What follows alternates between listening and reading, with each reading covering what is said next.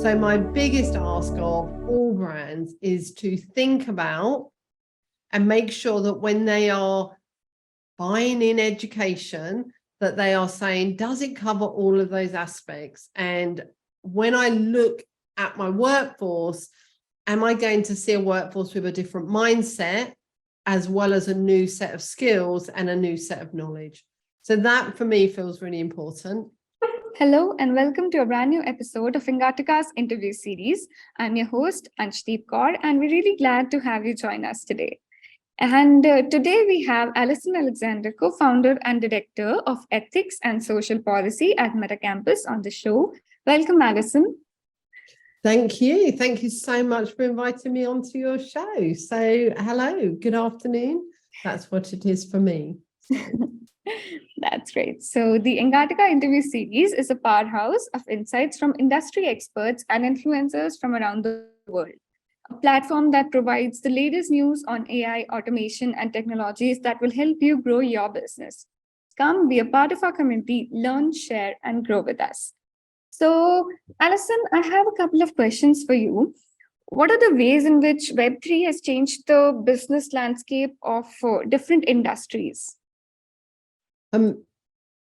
Big question, because I'm sure everybody watching will be from different industries, and therefore they will see that there is an impact on all of their work.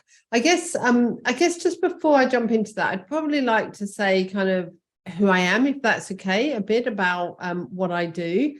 And then that would also then jump into how we're working particularly with brands, and more importantly, how I've learned about this shift. Yeah. So first of all, I have been in the world of Web3 for a couple of years now. I come to Web3 after working for 30 years in local government, if that's the best way to describe it, particularly in services for children, services of education, child protection, community, all of that. And I was interested in Web3 because I saw that it could really revolutionize, without it being a big revolution, but how it could really change, not just how we do things, but how we include people. And I think that comes to some of your question about the difference for brands. Because actually what I think is the biggest thing is the cultural shift. So as you said, I'm from Metacampus, and we founded Metacampus at the beginning of 2022. And we did that because we felt that there was a gap. And the gaps that we identified was that we felt that people needed to be helped in a way to undertake lifetime learning. So everything I knew like last month, I can tell you I've learned new things since.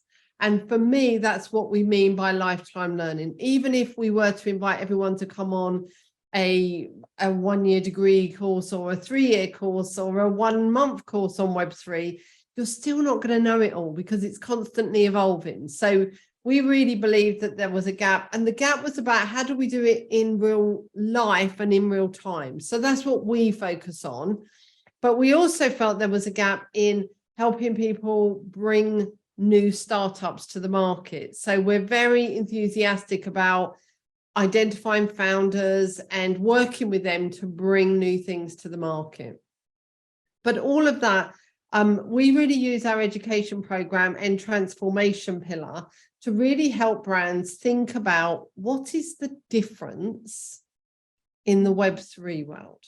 And I'm sure that you'll have a view on what's the biggest difference. But what I think is the biggest difference is around culture. Yeah. So in Web2, how we relate to people is we talk about them as our customers. We talk about reaching our customers and doing social media activity, doing advertisement at people to bring them in to buy our products, to then be our lifetime customers. That's what we really want, isn't it? Brands want people to come in to buy and then to stay with them, because that is their bread and butter, really.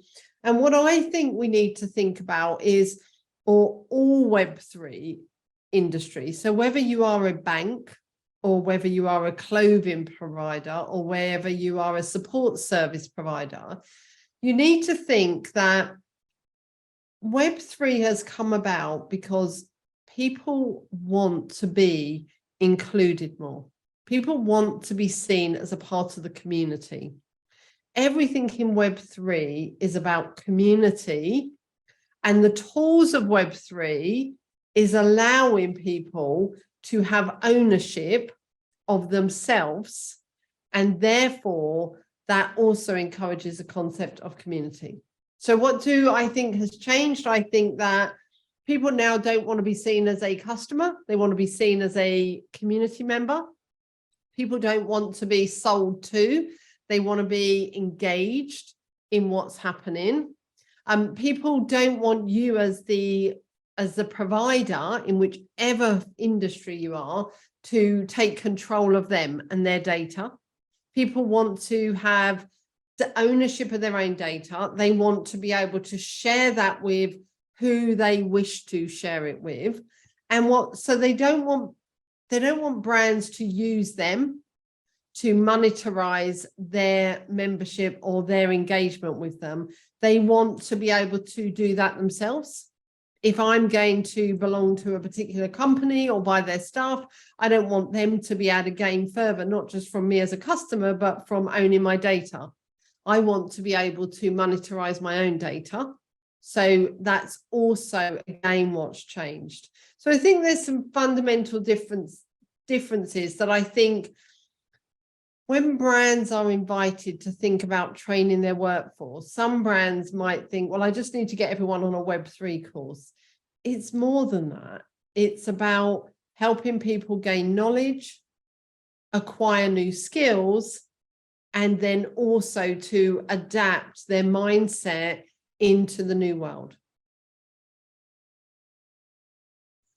That's nice. So you said Web3 based products rely a lot on community and network effects. So will the marketing strategies used for the Web2 business hold true for the Web3? Or do you see any radical difference in the way we market Web3 products? Yes, I think it will be a radical difference. If you think at the moment, people will always use a mixture of marketing techniques, won't they? Whether that's advertising in social media, whether that's advertising in, I'm going to say the old kind of magazines, or whether it's on TV, whether it's on billboards. People use a range of different marketing approaches. They all have different strands. And again, all of those strands are very much based on bringing you in to them as a company. So again, people need to think differently. If you think of the most used tools in Web3 currently are Twitter. Twitter has become the channel of Web3 now, and very much about the culture. If you want to understand the culture of Web3, you need to go sit in on conversation taking place in Twitter, whether that's reading the dialogue, or listening to Twitter Spaces, or participating in Twitter Spaces and asking questions. You really need to do that. Also, brands now are starting to take themselves into the metaverse. And remember, just for anyone who's listening, it isn't one metaverse, it's a lot of metaverses, every platform. And so brands are needing to think about, how do I advertise our presence there, and what does that look like? And so therefore many people will use games as a vehicle to promote their presence in the metaverse, so that because of the high usage by Gen Z, Gen A, into the whole world of games. So yes, it will need to change, and they will need to think about whether they're using Twitter, whether they're using Discord, we haven't talked about that, whether they're using Telegram. These are all new channels in which those people who are very much engaged in Web3 are using and want to be communicated with. And the reason so is because you've got to look at them differently. If you look at Twitter, Twitter is a way where you can have Twitter spaces and anyone can participate, anyone. And therefore, it feels much more like a community. If you go to Discord, Discord is open and free to everyone who belongs to that community. Anyone can make a comment and everyone can engage. So people will want to do that. So there is fundamentally, brands need to think differently about how they engage with their community. They need to see them as a community, not as customers. And they need to reach out to them differently. And they need to give them ways to influence. That's the other big thing. People want to influence. If I'm going to invest my resource and I'm going to be a constant purchaser of your brand, I want to be able to influence it. So people want to be able to be a decision maker. And that's why Discord is also used a lot, because Discord is used by those who want to set up as a DAO. And therefore, people will be able to vote on areas or to just generally influence what's going on. Right. So what do you think is the role of the government when the transition to Web3 happens? Oh, well, I think they have a massive responsibility. I believe you wouldn't be surprised to hear me say. So, and what does that mean? So I think they have a responsibility, firstly, at a systems level. So to enable everyone to engage with Web3, we need to make sure that everyone has access to 5G. Yeah. And so at the moment, you can see around 70 countries have adopted 5G. About 1.7 billion people will have access to 5G by 2025. And if you compare that to, we've got 195 countries across the globe, and we've got a population of 7 billion. We've got a long way to go to get everybody to have access.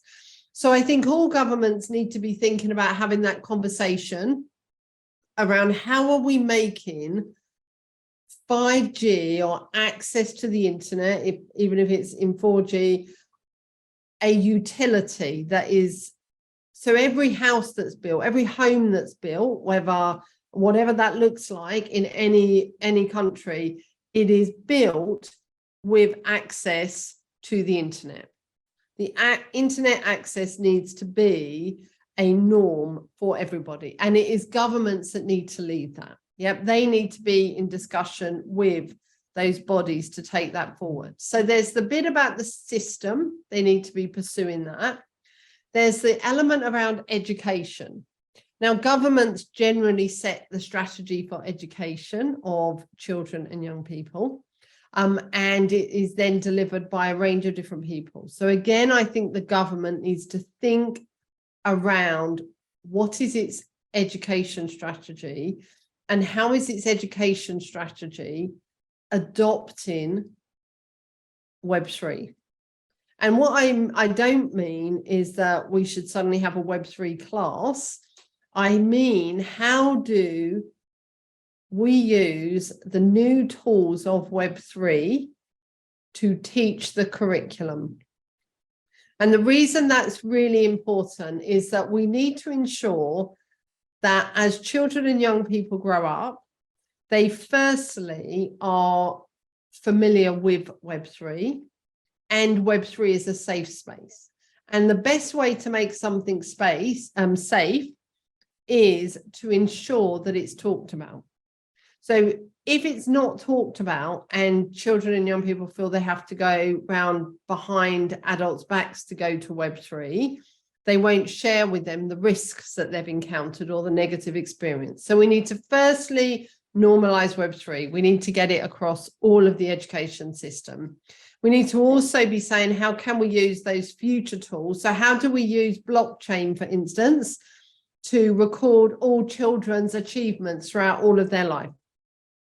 And how can that, so the governments need to put that in place so that then everybody is treated the same, because you don't want some schools doing that, or some education institutions like universities or colleges or schools doing it and others not, because then you're going to get an unfair world. So we need to be looking at how we make that the normal practice, that every accreditation, every achievement a person has is recorded on the blockchain.